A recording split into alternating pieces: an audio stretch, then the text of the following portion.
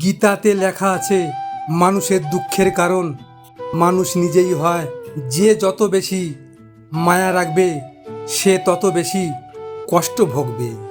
পুরুষ মানুষের জীবন হলো জমির মতো, যতদিন ফসল দেয় ততদিন দাম আছে, যখন ফসল দেয় না তখন ওই জমির কোনো দাম নেই।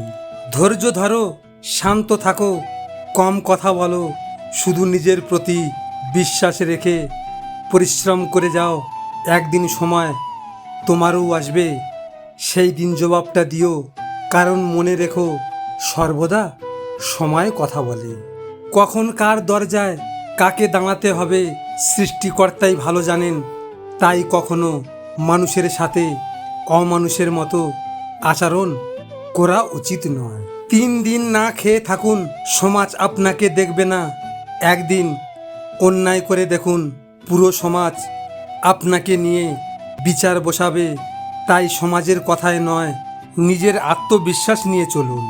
জীবনে এমন একটা পরিস্থিতির মধ্যে আছি, আমি কোনো ভুল করিনি, জেনেও মাফ চাই। কারণ আমার ঝামেলা ভালো লাগে না। কেউ যদি এসে বলে 2+2 5 হয়, তাতেও বলি হ্যাঁ ঠিক আছে, কারণ তর্কে যেতে ভালো লাগে না।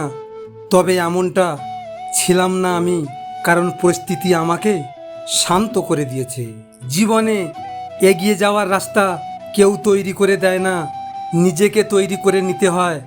কারণ এই সমাজে কেউ কাউকে উপরে ওঠার সুযোগ দেয় না। কেউ আমাকে আঘাত করলে উল্টো আঘাত আমি করতে পারি না, কারণ নিজের বিবেকের কাছে আমি দায়বদ্ধ। আমার বিবেক আমার কাছে অনেক দামি। বর্তমান যুগে 3টে কাজ করলে বাঁশ নিশ্চিত। 1. বিনা স্বার্থে উপকার করলে। 2. টাকা ধার দিলে। 3. ভদ্র ব্যবহার করলে। কখনো একা বসে নিজেকে একটা প্রশ্ন করো, তুমি মরে গেলে কার কি এসে যাবে? যাদের এসে যাবে তাদের খেয়াল রেখো, বাকি সবাইকে ছেড়ে দাও। জীবনে এই 4টি বিষয়ে কখনো লজ্জা পেও না। 1. পুরানো পোশাক। 2. সাধারণ জীবনযাপন। 3. পুরানো বন্ধু। 4. আর বৃদ্ধ বাবা মা। ভিডিওটি ভালো লাগলে পাশে থাকবেন। আর হ্যাঁ, নিজের খেয়াল অবশ্যই রাখবেন, কারণ এটা স্বার্থের দুনিয়া। এখানে নিজের খেয়াল নিজেকে রাখতে হয়, অন্য কেউ রাখবে না। দেখা হচ্ছে পরের ভিডিওতে। ভালো থাকবেন, সুস্থ থাকবেন।